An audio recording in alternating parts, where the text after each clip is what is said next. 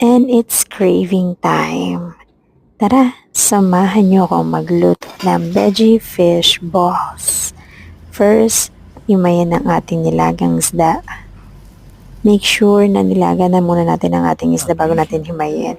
Then, i-blend lang natin to kasama ng ating carrots, patatas,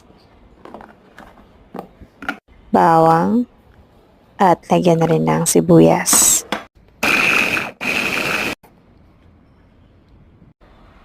Sa malinis na bowl, lagyan ng isang flour, 1 cup, lagyan natin ng paminta,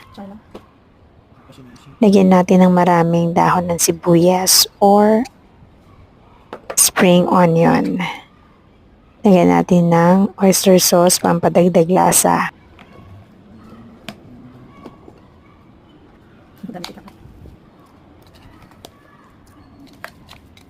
Lagay na rin natin dito ang minix natin kaganina. At lagyan natin ng itlog at paghalu-haluin lang natin lahat ng ingredients.